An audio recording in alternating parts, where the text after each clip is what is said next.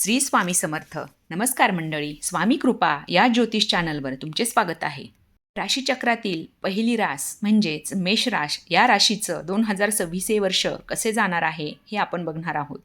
चू चे चो ला ली लू ले लो अ या नावाच्या अक्षरांवरून येणाऱ्या जातकांची मेष रास असते. मेष या राशीवरती मंगळ ग्रहांचं आधिपत्य असतं, म्हणजेच मंगळ हा मेष राशीचा स्वामी आहे. या राशीची जी जातकं आहेत ती थोडीशी तापट, रागीट, धाडसी आणि आत्मविश्वासू असतात.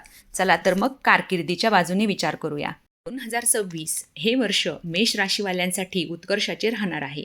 नवीन नोकरीच्या संधी निर्माण होतील, मेहनतीला योग्य ते फळ मिळेल. जी मेष राशीची जातकं जमिनीशी संबंधित व्यवसाय करतात त्यांच्यासाठी सुद्धा 2026 हे वर्ष चांगले जाणार आहे. नोकरीमध्ये बदल संभवतो व नोकरीतून लाभ सुद्धा संभवतो. प्रेम व नातेसंबंध या दृष्टीने विचार करता मेष राशी ही मंगळाची असल्यामुळे मुळातच तापट असतात आणि त्यात आता 7.5चा पहिला टप्पा सुरू आहे. आत्ता सध्या शनी महाराज वक्री आहेत, परंतु 28 नोव्हेंबर 2025 रोजी ते मार्गी होतील. त्यानंतर या मेष राशीच्या जातकांनी रागावर थोडेसे नियंत्रण ठेवायचे आहे. भांडणांपासून थोडंसं अलिप्त राहावं. नात्यामध्ये छोट्या मोठ्या कुरबुरी चालू राहतील, परंतु तुम्ही ते निभावून न्याल. आर्थिक बाजूने विचार करता 2026 मेष राशीवाल्यांची आर्थिक स्थिती सकारात्मक राहील. मेहनत आणि योग्य गुंतवणुकीतून चांगला पैसा येईल, परंतु उधार देणे घेणे टाळावे. महत्त्वाची व्यवहार करताना कागदपत्रे व्यवस्थित तपासून व्यवहार करावेत. नवीन वाहन व घर खरेदीचे योग चांगले आहेत. जमिनीशी संबंधित जे व्यवसाय करतात त्यांना भरपूर यश आहे, परंतु व्यवहार हा कधीही विचारपूर्वक निर्णय घेऊनच करावा. आरोग्याच्या दृष्टीने मेष राशी ही मंगळाची असल्यामुळे या लोकांना नेहमीच उष्णतेचे विकार सतावतात. पित्त, डोकेदुखी हे विकार या लोकांना नेहमीच होतात. जेवणाच्या वेळा पाळा, म्हणजे पित्त होणार नाही आणि पित्त आणि उष्णता हे एकमेकांशी कनेक्टेड आहेत. मेष राशीच्या जातकांना ब्लड प्रेशरचा सुद्धा त्रास होऊ शकतो. ब्लड प्रेशर नियमित चेक करत राहावे.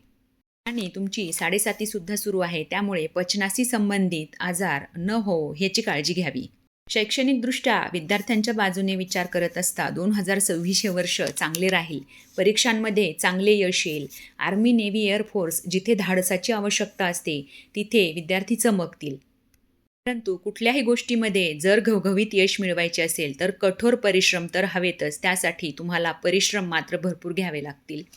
परीक्षेमध्ये यश येण्यासाठी प्रज्ञावर्धन स्तोत्र व गणपती स्तोत्र हे विद्यार्थ्यांनी नियमित वाचन करावे. चला तर मग मेष राशीसाठी वर्षभराचे उपाय काय आहेत ते बघूया. मंगळवारी मारुतीला चमेलीचं तेल अर्पण करायचं आहे. त्यानंतर मारुती स्तोत्र व हनुमान चालिसाचे पठण करायचे आहे. हे झाले मंगळासाठीचे उपाय. आता 7.5चा विचार करूया. शनी महाराजांना मोहरीचं तेल दर शनिवारी अर्पण करायचं आहे आणि शनी महाराजांच्या मंदिरामध्ये बसून शनी स्तोत्राचं पठण करायचं आहे. तुम्हाला माझा व्हिडिओ आवडला तर लाईक, शेअर आणि सबस्क्राईब करा. धन्यवाद.